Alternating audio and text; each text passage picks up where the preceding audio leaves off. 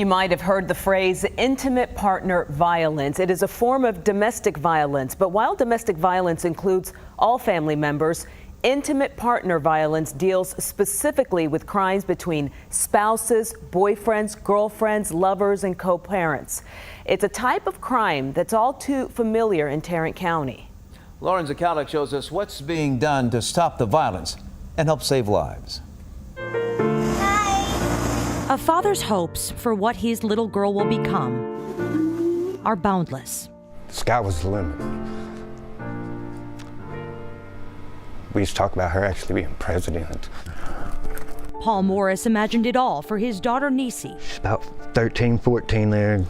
Who was funny, driven, and challenging, as daughters often are. She was stubborn and hard-headed, and I loved her for it. But all that Morris pictured for his bright-eyed girl would not come to be.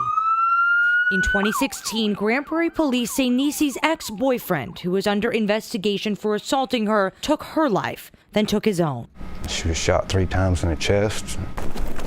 She was just 17. Dumped in a field behind an apartment complex. Authorities say Niecy was one of 16 people in Tarrant County killed by their intimate partners in 2016 alone. Last year was just as bad. It was cases like Niecy's that caught the attention of Tarrant County District Attorney Sharon Wilson. Tarrant County has a higher rate of intimate partner violence homicides and instances than throughout the United States. When you actually get the data and see the numbers, it's something that we can't ignore. And so they're not.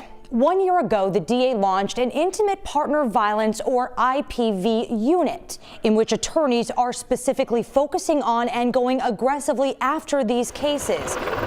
A big change, they say, from how things had been done in the past. There is no community that it doesn't touch. Elena Bangs is the deputy chief attorney of the new unit. A lot of these people have been through this system before and through this process before. So when a victim calls here and says, I don't want to press charges, I want the charges to go away, it's surprising to them to hear, well, that's not going to happen.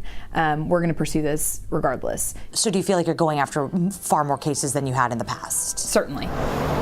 They've handled more than 600 cases so far, and 98.6% of them have resulted in guilt and punishment for the defendant.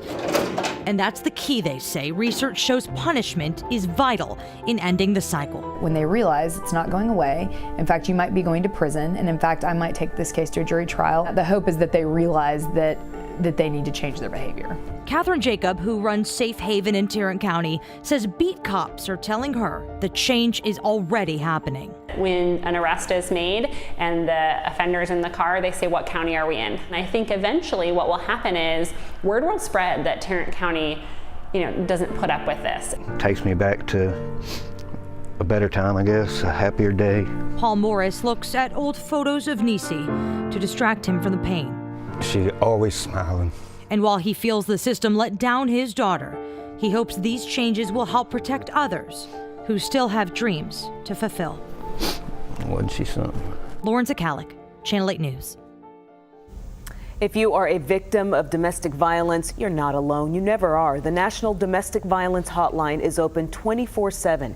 You can also talk on the computer with someone without ever saying a word. We've included that number and website for you. Just click on Lauren's story on WFAA.com.